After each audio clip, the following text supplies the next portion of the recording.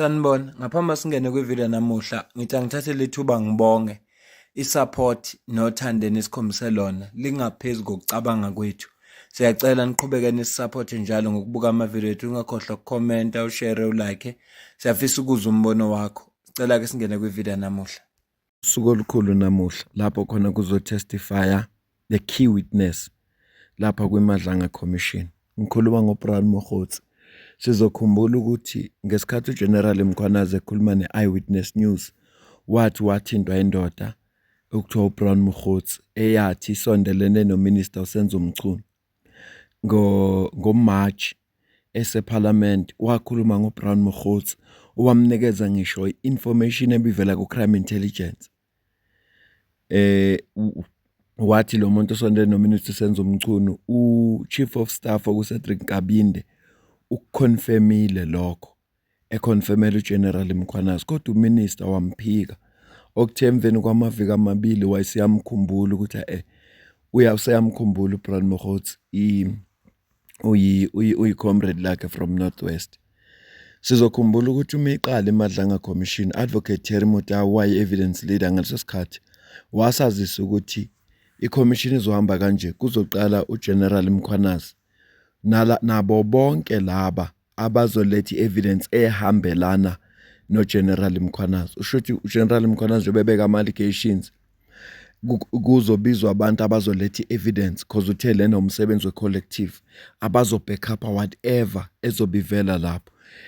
Then bese mayisuka lapho bese izolanda abantu laba mase seliphelile lo hlangothi bese kuzolandwa uhlangothi lesibili okuyihlangothi leli okuyilona elisoliwe noma implicated singisho njalo, nabo bezobe kuhlanganiside labo le story.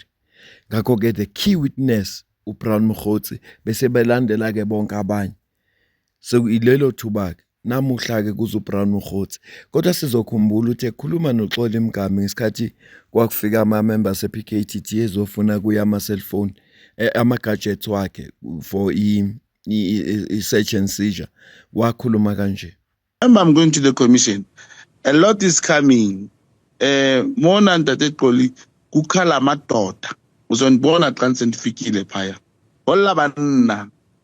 Let me tell you, I will explain like bit by bit. Why was it important for me to inform Cat? In one of the radio stations, I said, if Cat was able to fund the ANC January 8th with 100,000, whatever, don't you think he has told me who else has he given money to? Who else? Because now they're making Brian Mokgotsi and they're talking about this 138,000 for the January 8th. Yeah. A lot is coming. Njengoba uzizwela ke nawe esho uBrian Mokgotsi uthi utlola bana sokhala amadoda uzokhuluma konke, uzokhuluma konke uma efika lapha kwi-commission. Ithuba lakhe seyilo leli elanamuhla, uzoqala namuhla sizosifunda istatement esiphuma kweMadlanga Commission. Kodwa ngifisa ukukukhumbuza ukuthi esikhathi ayikhuluma ne-SABC News wakuveza ukuthi unelungelo loku-accessa, une-access nelungelo authorized ukuthi yena athole information kwi-intelligence. Ngathi kukhona ngisho amaphoyisa anganalo ilungelo, kodwa kulokhu uzovela ukuthi uyini yena ngoba usho kanje mayikhuluma ne-SABC. Yeah. Look, I understand from the testimony, or at least from the press briefing and then later testimony of General Nhlanhla Mkhwanazi, that you had access to sensitive state crime intelligence information, which has become now party to the investigation. Is that indeed truly the case? Let allow the commission to commence. I've been served with the notice in terms of the commission regulations, which I have requested extension and was granted for me to produce all these evidence. I like using this way driving around. Trust me, I'm authorized to have that information. Trust me, I am authorized. What is ukuningi sokuza kwi-commission? Njengoba bethi authorized nje uzofuneka achaze kwi-commission ukuthi kanjani uzochaza, sizozwa ngaye. Asifundi statement esivela kwi-commission bese siyayivala ivideo. Kodwa nje lolu suku olukhulu ngempela, noma ngathi ubusuyivila phela iMadlanga Commission, kodwa ngazi ukuthi ngabe unjani wathi uvila phela iMadlanga Commission phandle mawubhizi, ngoba lapha kuvela izinto ebesingeke sizazi ukuba uGeneral Mkhwanazi akathathanga lela gxathu alithatha lokuthi enze leya press briefing. Besingeke sizazi, sizwe imkhuba eyenziwa ngamaphoyisa, seza ukuthi amaphoyisa akabulala umuntu athatha isidumbu awusibeka kuphi, awusilahle edamini. Amaphoyisa ethotshara umuntu ngoba etafuna iqiniso washona.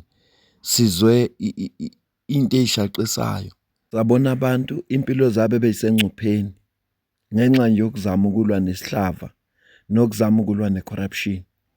Usiso okhuluma ngoLesihlanu uthe kunzima kabi ukulwa nesigebengu, kanti isigebengu sikhona la sigqoka iuniform, siphethe isibhamu, sivikelekile. Wathi kunzima ukulwa nesigebengu kuyifield, kodwa kunezigebengu eziningi la ngaphakathi esiphoyiseni. Sho njalo Usiso bekhuluma ngoLesihlanu. Wathi kunzima, phuma uthi uzoya ku-battlefield uyolwa nesigebengu, kanti izigebengu ikhona ngaphakathi. Asifunde nase statement esiphuma kwi-commission. Statement esiphuma ngomhla ka-17 kuNovember 2025. Isihloko sithi Statement by Jeremy Michaels, spokesperson of the Judicial Commission of Inquiry into Criminality, Political Interference and Corruption in the Criminal Justice System. Sifundeka kanje. Judicial Commission of Inquiry into Criminality, Political Interference and Corruption in the Criminal Justice System will enter phase 2 of the inquiry tomorrow, Tuesday, 18 November 2025. Phase 2 will start with testimony by Brown Mogotsi, who will take the witness stand on the 18th and 19th November 2025. The inquiry enters phase 2 on day 35 of the Commission's hearing. The Commission has had testimony from 27 witnesses since first hearing on the 17th of September 2025, when Lieutenant General Nhlanhla Mkhwanazi appeared as the first witness. As outlined in the legal team's opening address on the 17th of September 2025, Phase 1 was to formally place the untested allegations under oath before the commissions, setting the foundation for the entire inquiry. Phase 1 was also about corroborating and substantiating the allegations made by Lieutenant General Nhlanhla Mkhwanazi, but not testing these allegations. Starting on the 18th of November 2025, Phase 2 will give persons of interest, individuals who have been implicated in Phase 1, the opportunity to place before the commissions their versions of and/or response to the allegations. Phase 2 will proceed to rigorously test the evidence presented in Phase 1. Individuals and representatives of institutions have been invited or, where necessary, compelled to appear before the Commission.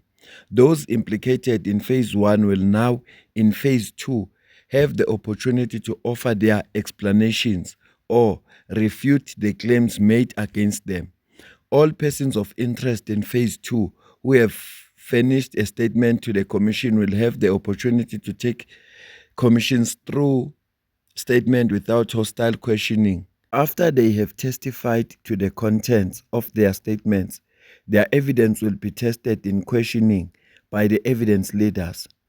This is an ongoing process which ensures that those implicated are heard, which is critical for fairness, and their allegations are tested. Phase 2 will run into early part of 2026. Due to scheduling challenges, there will be a few more Phase 1 witnesses appearing before the commissions, both in public and in camera, over the next few weeks, while Phase 2 is underway. In Phase 3, Lieutenant General Mkhwanazi and other key witnesses will appear again before the Commission to address the perspectives and counter allegations presented by the implicated persons during Phase 2, and have their evidence in Phase 1 tested before the Commission ends. Sikhishwe ke iCommission ke le statement. Selude uhambo oluzohanjwa la nomsebenzi usemningi. Yabona le 6 months eyayibekwe uPresident Ramaphosa incane. Incane ngempela ngoba njengobuzwa nje ukuthi ngenxa yesikhathi kukhona ama-witness asazotestifya in camera phase 1 while phase 2 uqhubeka in public sazobuya phase 3 lapho khona azotestwa khona ama-allegations. Ilapho-ke zoba mnandi khona because kuzo-cross-examine wabantu. Cross-examine-ke le process yenzeke court ukuthi uthule ubufakazi bakho in chief bese beyafika laba betest ukuthi lento oyishoyo ngabe iqiniso ngempela na. Ya kusazoba mnandi. Sisazokuzwa okuningi. Sisazomangala, sisazothuka ngoba izikhona izinto ezikhulunyiwe kwi-commission ozothi mase bem-cross examine umuntu sibone ukuthi hayi ukukhuluma la kuyashayisana. Angibambe le video bengithanda ngu-update nje ukuthi i-commission isithatha igxathu lesibili manje. Kuyahanjwa.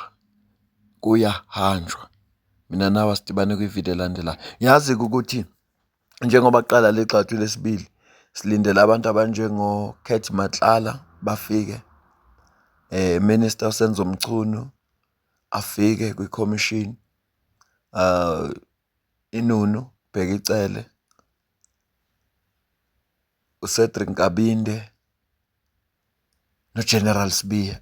UGeneral Sibiya ngangithi uzosela ne-evidence yangempela noJulius Mkhwanazi ngamkhohlwa kanjani. Ngangitshela uGeneral Sibiya uzofika ne-evidence ngempela eyoshiya simangele sikhexe imlomo. Hayi angifuni nje kuyikhuluma into eyenzeke eParliament. Asazi-ke ukuthi la uzokwenza njani ngoba uzobe phambi kwabameli namajaji ukuthi uzokwenza phela lawa ma-senior counsel o-advocate namajaji ukuthi uzokwenza njani uma wahluleka ukukhuluma namalungu eParliament. Hayi-ke ngangitshela ukuthi uzizela ne-information yangempela kodwa mhlawumbe masefika kwi-commission uzofika ingqondo yakhe sehlakazekile. Mina nawe-ke asidibane kwi-video elandelayo. Sizodibana kahle ntambama sesikhuluma ukuthi utheni uBrown Mokgotsi mayifakaza kwi-commission namuhla. Ngiyabonga.